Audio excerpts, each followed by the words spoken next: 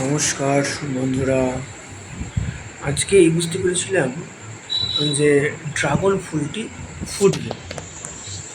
তড়িঘড়ি চলে চলে এলাম, দেখলাম এবং রাত্রিবেলায় দেখা যাক, রাতে চলে এসেছি, রাত হয়ে গেল এবং ফুলটি বেশ সুন্দর ফুটেছে। ওই দেখো, ওগুলো পুরুষ রেণু। দেখো, আমি এখনই ফুল থেকে বের করবো, পুরুষ রেণু।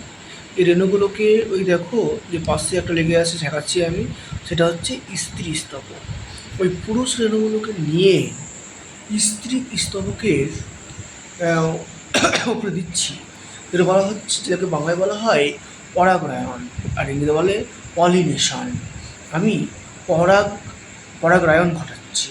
কেননা রাতের বেলা তো পতঙ্গ উড়ে বেড়ায় না, না, কারণ ফুলেদের বেশিরভাগই পতঙ্গতেই পরাগরায়ণ করে থাকে। কিন্তু যেহেতু রাত্রিবেলায় সেরকম পতঙ্গ উড়ে বেড়ায় না, তার জন্য এই ড্রাগন ফুলের পরাগ রেণুগুলোকে স্ত্রী স্তবকে সেভাবে পড়ে না এবং সেটা ফলও সেট হবে না।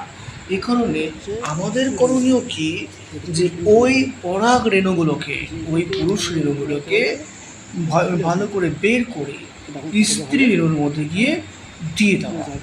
কেননা পরাগ মিলন না ঘটালে আমরা তো ফলই পাবো না। এবং এবং এই পরাগ মিলন ঘটানোর জন্যই এই প্রসেস এবং প্রক্রিয়া। তার জন্য আমাকে একটা বাটি নিতে হয়েছে এবং একটা ব্রুশ নিতে হয়েছে।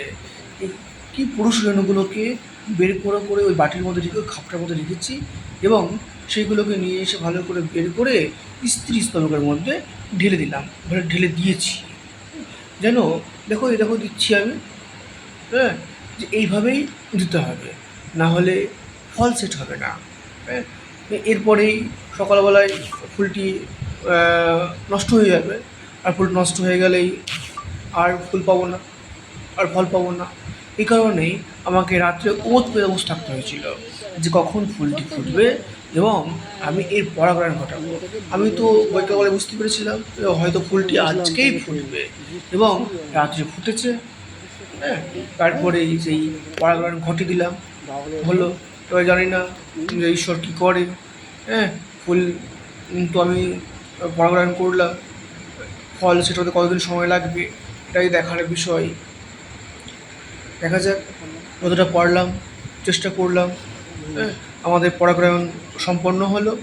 হ্যাঁ, নমস্কার, ধন্যবাদ বন্ধুরা, ভালো থাকবেন।